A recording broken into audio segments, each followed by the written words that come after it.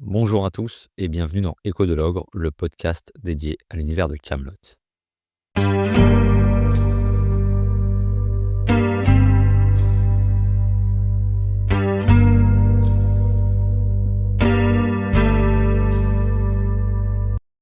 Le 7 août 2025, Alexandre Astier a publié une affiche intrigante pour Camelot deuxième volet.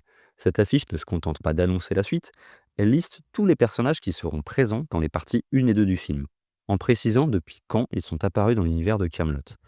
Un choix déjà surprenant en soi, mais ce qui a surtout enflammé les fans, c'est l'absence totale d'un nom. Perceval de Galles, interprété par Franck Pittiot. Pas présent dans la partie 1, pas plus dans la partie 2, de quoi faire naître toutes sortes de théories. Pour ceux qui ne le savent pas, Perceval, c'est l'un des personnages préférés des fans. Il est présent depuis le premier épisode du livre 1, il apparaît 192 fois dans Camelot, ce qui le place en 4e position derrière Guenièvre, Léodagan et bien évidemment Arthur. C'est un personnage qui a été énormément travaillé, énormément construit, il se développe tout au long des 6 livres. On apprend qu'il a une destinée extraordinaire, qu'il peut tenir Excalibur, qu'il est extrêmement fidèle envers Arthur, qu'il est beaucoup plus malin que ce qui n'y paraît au tout début du livre 1. Et à la fin du livre 6, on apprend surtout que son père l'a trouvé dans un cercle de culture, donc qu'il ne vient probablement pas de la Terre en elle-même. Je précise, avant de démarrer, que tout ce qu'on va dire dans cet épisode, ce sont des spéculations. Comme vous, je ne sais pas, pourquoi Perceval est absent et on n'aura sans doute pas de réponse avant la sortie du film. Au moins la partie 1. Si, et je l'espère, on a une réponse le 22 octobre 2025. En fin d'épisode, je vous donnerai mon avis personnel, mais d'abord, on va faire le tour de ces théories. La première, et c'est ce qui est beaucoup ressorti parmi les premiers commentaires dès qu'il y a eu le post, moi je l'ai vu en premier sur Instagram et ensuite, j'ai lu pas mal de choses sur Reddit, même sur, certains, commentaires sur YouTube. Ce serait, que Astier et Pittiot auraient eu un désaccord. Alors soit que Franck Pittiot aurait quitté le tournage, soit qu'il n'y aurait même pas participé. Les 2 en tout cas se suivent encore sur les réseaux sociaux. Perceval, Franck Pittiot en joue même un petit peu puisqu'il a repartagé des choses sur Instagram, où, voilà, les gens, disent, «Perceval, tu nous manques». On sent qu'il en joue un peu. C'est quelque chose, qui a fait naître pas mal de choses, dans les commentaires, des gens qui disaient: «S'il vous plaît, postez une photo de vous 2 en train de boire un café, montrant que tout va bien». On n'espère pas un désaccord entre les 2 après, plus de 20 ans de collaboration pour Camelot. Je ne sais pas s'ils se connaissaient avant, peut-être avec le monde du spectacle, mais ce serait trop dommage après 20 ans et surtout après après tout ce qu'on a eu de Perceval, en fait, que ça s'arrête là. Parce que en cas d'embrouille, on pourrait se dire que Astier aurait changé d'acteur, mais ça ferait trop bizarre. Voir Perceval avec un autre acteur, pas interprété par Pittiot, mais ce serait, vraiment presque horrible, en fait, tellement son interprétation de Perceval, elle est parfaite et à quel point, c'est lui. Est-ce qu'il aurait sorti l'histoire? Enfin bref, en tout cas, on va voir ce qu'il en est. On va pas espérer qu'il se soit pris la tête parce que ce serait vraiment trop dommage et ce serait une façon vraiment moche, en fait, de sortir Perceval de l'univers, de Camelot et même Franck Pittiot d'ailleurs. Ça me paraîtrait étonnant qu'ils se disent, «J'ai fait 20 ans avec ce gars et là je vais même pas au bout du projet, j'abandonne Camelot complètement». Enfin, ça paraîtrait un peu bizarre. La seconde théorie, ce serait que, Franck Pittiot aurait eu un problème de santé. Alors on va vraiment pas espérer que cette théorie, elle est vraie. C'est quelque chose je vais essayer de donner un peu mes sources, hein, comme je vous l'ai dit, j'ai fait un peu le tour de tous, les commentaires, et les forums. C'est une personne sur Reddit qui, nous dit que, Franck Pittiot aurait été malade, ce qui l'aurait empêché de participer au tournage. Alors, si c'est vrai, on espère qu'il va bien, que soit il s'est remis ou alors qu'il est en train de se remettre et qu'on pourra le voir dans Camelot 3e volet.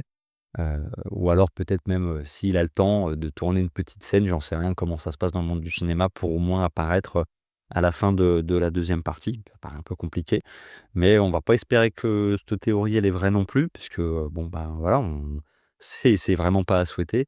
Donc ça, c'était vraiment, voilà, petite théorie un peu rapide. On espère que tout, va bien pour lui et que, c'est pas ça qui l'a obligé à, mmh, à sortir, voilà, à sortir de Kaamelott, du moins pour ce film-là. La troisième théorie, ce serait que simplement, ben, Franck Pitheau, il aurait eu des choses à faire, dans sa vie plus importantes, qu'il aurait lu le scénario, de Astier et qu'ils auraient trouvé un arrangement pour, bah, qu'il soit semi-présent, heu, dans la partie 1 et 2, mais que pour quelques petites apparitions, type des flashbacks où alors on le verrait partir, dire: «Je pars chercher le Graal de mon côté» ou on va pas faire de théorie maintenant parce que ce sera plutôt sur un autre épisode sur les théories sur ce que peut être en train de faire Perceval. Heu, mais voilà, plutôt un accord commun de se dire: «Bon, bah, OK, on va faire sans toi pour ces films-là, on a trouvé une manière de faire, mais au moins juste apparaît un petit peu et puis c'est très bien». La quatrième théorie, ce serait un choix scénaristique de Astier. Alors Astier, il a souvent dit que Perceval, c'est l'un de ses personnages préférés à écrire et qu'il adore l'interprétation de Franck Pitheau. Normal, on apprécie tous, pour ceux qui aiment bien le personnage de Perceval. Heu, donc présent depuis l'épisode 1, hein, comme je l'ai dit, hein, il a été vraiment, présent tout le temps. Astier a mis du temps à développer ce personnage, à nous semer plein de petites choses, qu'il ait, une destinée extraordinaire, qu'il puisse tenir Excalibur, tout ce que j'ai dit en début, d'épisode, tout ce qui s'est composé autour de Perceval, d'un coup, il nous le retire. Ça lui ressemble un petit peu, je trouve, de dire: «Non mais finalement, non, non, il y a en fait, il sera pas présent dans ce film et grosse surprise, il reviendra plus tard». Heu, il sait, en plus, il peut, c'est je trouve que ça colle plutôt, avec ce choix, justement de pourquoi dévoiler, l'affiche avec tous les personnages? En soi, on n'en a pas besoin. On n'a pas besoin de voir la liste des personnages. On va le voir par nous-mêmes au cours des films et il sait parfaitement, je pense, ce qu'il fait, à ce moment-là. Il crée de la frustration chez les fans parce qu'il sait que c'est un personnage qu'on adore, il crée de la frustration pour mieux nous la ramener peut-être à un moment. Moi, je me fais un petit moment, je me suis fait quelques petites, idées dans ma tête. Je me suis dit: «Pourquoi est-ce que Perceval, il reviendrait pas à la fin de la partie 2 avec soit le Graal?» ce qui nous laisserait vraiment sur le cul en se disant, «Waouh, OK», ou alors avec sa localisation exacte. Ce serait un coup de maître, en fait, qui ferait, vibrer, les fans et ce serait vraiment, bah, Astier pourrait savourer ce moment-là de se dire: «Hé, j'ai réussi et là, maintenant, on va se concentrer sur un troisième film, sur comment est-ce qu'il l'a trouvé? Comment est-ce qu'il sait où il est? Et cetera, et cetera». Donc ce serait vraiment super. La, 4e théorie, c'est plutôt une apparition limitée qui revient un petit peu avec la troisième. Avec la troisième, soit limitée ou surprise. Peut-être donc simplement Perceval présent, mais très brièvement, par biais de flashbacks ou autre, ou alors, une apparition surprise à la fin du film. Lui qui, voilà, en fait, il serait parti mener une quête de son côté. Est-ce qu'il aurait pas simplement disparu? On ne sait pas où il est, surtout qu'on sait que Méléagan va être présent. Il y a quand même pas mal de choses, qu'on peut imaginer et simplement, bah, voilà, le voir par si on voit peut-être 1 minute dans les 2 films, c'est énorme. Heu mais voilà, moi je pense que c'est possible, c'est pas forcément ce que je vois le plus, mais OK, voilà, pourquoi pas et la 6e théorie et qui est, la pire, c'est la plus sombre, c'est que Perceval serait mort avant. Soit on l'apprendrait en fait au début du film, soit, ben, en fait, on le comprendrait par nous-mêmes. En fait, on le verrait pas et puis à un moment, on apprendrait au milieu du film que Perceval est mort. Ça expliquerait pourquoi Arthur, il porte cette tenue, de paysan. Pourquoi est-ce que, heu, il replante l'épée tel qu'on le voit dans le teaser. Ça collerait avec certaines choses de se dire: «Ben, non, c'est, en fait, voilà, on vous dit merde maintenant et ça laisserait, ben, le personnage de Arthur vraiment, heu, dans le mal. Mais on sait que dans Camelot et surtout avec Perceval, la mort n'est pas toujours définitive. Ça n'empêcherait pas un retour inattendu. Et ça justement, je vais en parler un petit peu maintenant en vous donnant en fait, mon avis, là-dessus. C'est-à-dire que, comme je vous l'ai dit, je sais pas. Voilà, parmi toutes ces théories, parmi tout ce qui se dit, franchement, je sais pas ce qu'il en est, hein. Je pense que Perceval est plutôt parti de son côté, pour l'histoire. Pour ce qui est des théories, voilà, ce que je veux dire, c'est que je sais pas, voilà, pour quelle raison il est pas présent dans le film. Si c'est un choix scénaristique, je me dis que ça peut être bien, en fait, que Perceval soit parti de son côté. Il est parti de son côté, mener la quête du Graal, il a eu une illumination ou autre, peu importe, il a disparu et finalement, et ben, dans la première partie du deuxième volet, nos héros, ils vont pas chercher le Graal, mais ils vont chercher Perceval, qui Perceval est soit en danger, soit, ben, est avec quelque chose en relation avec le Graal. Ça pourrait être franchement pas mal et moi tout ça, ça a fait naître un truc, j'ai pensé à quelque chose, c'est que, on voit très clairement le personnage d'Arthur replanter Excalibur dans le teaser. On le voit dans sa tenue là, comme je disais, cette grenouillère, cette tenue de paysan, au plus mal replanter, l'épée. Et si à un moment du film, à la fin de la partie 2, Arthur serait, était en fait s'il était en grand danger, en danger de mort, contre Lancelot, contre le roi Ban ou peu importe, face à Méléagant. Même si Méléagant ne tue pas directement, il pousse plutôt, au suicide. Ben, en fait, Perceval reviendrait avec Excalibur en main et sauverait Arthur. Pour ceux qui ont vécu, Marvel, Avengers Endgame au cinéma, quand, Captain America arrive à tenir le marteau de Thor et que tout le monde s'est levé en disant: «Mon Dieu, c'était ce qu'on voulait, on l'a, waouh, quelle scène de malade!» et ben, ce serait un peu pareil. Je m'imagine vraiment, le personnage d'Arthur au sol, se dire: «Allez, bah, j'accepte la mort, on a perdu, c'est pas grave». Son ennemi, il est prêt à donner le dernier coup et là, Perceval, qu'on n'a pas vu pendant les 2 parties, arrive, l'épée en main, elle flamboie, elle est d'un bleu, mais comme on le voit à la fin du premier volet et il sauve Arthur. Ce serait un coup de génie, ce serait un coup de théâtre de malade. En fait, on vivrait un truc au cinéma juste de fou et c'est justement ce que avec, moi, c'est ce que je me dis avec la quatrième théorie, c'est que vraiment, bah, si c'est un choix scénaristique, il crée du manque et on sera juste trop content de retrouver Perceval, en fait. On sera juste là à se dire: «Waouh, on l'a enfin». Heu, Ça, c'est ce que je pense.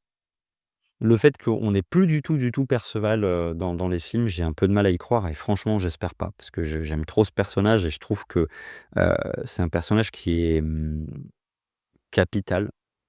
Alors, on a lu pas mal de réactions, hein, de gens qui disaient: «Bah, il y est pas, il y a pas Perceval, bah, j'irai pas voir le film». C'est dommage, c'est se priver, voilà, Perceval, c'est pas non plus Camelot. Il fait partie de l'âme de Camelot, mais c'est pas non plus, lui, le personnage et enfin le personnage principal, même s'il pourrait le devenir à un moment. Voilà, moi je trouve que ça ressemble plutôt bien à un choix d'Alexandre Astier.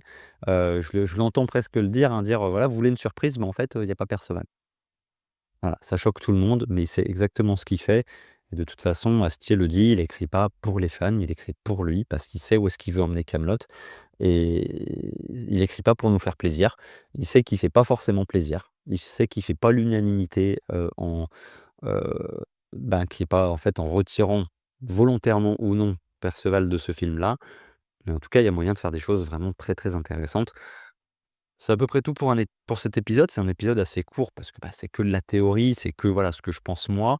On en saura plus, je l'espère, en visionnant, le film le 22 octobre. Pour la fin de l'épisode, je vais simplement vous remercier, en fait, pour, tous les retours que j'ai eus, bah, là, ces derniers temps, suite à mon retour. Vraiment que ce soit, les commentaires, les messages, les abonnements, les j'aime, les vues, vraiment, c'est waouh, c'est super encourageant, c'est super motivant. Donc je sais que le format podcast, en plus, c'est pas forcément, ce qui est le plus aguicheur, encore moins sur YouTube. Pour ça que je commence à réfléchir un petit peu à l'avenir, bah, de École de l'Ogre. Est-ce que je pourrais en faire et pourquoi pas une transition tout doucement vers des vidéos? Vous me direz, ce que vous en pensez, pas forcément sur des vidéos tout le temps, mais, sur certains thèmes. Heu, voilà, en tout cas, merci beaucoup à vous, bah, pour ce soutien et ça me fait vraiment super plaisir d'avoir vos retours et cetera. C'est vraiment super. Là, je veux, comme je vous l'ai dit, couvrir, au maximum, l'actualité autour de Camelot deuxième volet. Certes de, bah, là, du mois d'août. jusqu'à, sa sortie et évidemment encore après. Mais vous tenir vraiment, bah, même par le biais d'épisodes de 10-15 minutes en fait, vous tenir au courant, ben, de voilà, OK, il y a des affiches qui sont sorties, on en parle, il y a eu des images, il y a eu une bande annonce, ah bah, on a eu une info un peu croustillante, on en parle maintenant. Voilà, même si ça sort un petit peu de ce que je voyais au début, je pense que ça peut être vraiment sympa, surtout que je le sais, beaucoup d'autres créateurs de contenu, ben, on parlait, du teaser évidemment, on fait de l'analyse, il y en a qui le font beaucoup mieux, que moi, mais ça voilà, moi je le fais pour moi, par passion, pour vous aussi, pour créer quelque chose, pour les fans de Camelot. Hem et voilà, merci beaucoup. J'espère que cet épisode, il vous aura plu. N'hésitez pas à me faire part de, bah, vous, vos théories, ce que vous voyez le plus plausible et surtout ce que vous voudriez pour Perceval, dans l'avenir. Encore merci pour votre soutien. Je vous souhaite, une bonne journée, une bonne nuit, un bon moment. Voilà, portez-vous bien. C'était Lucas. Je vous dis ciao.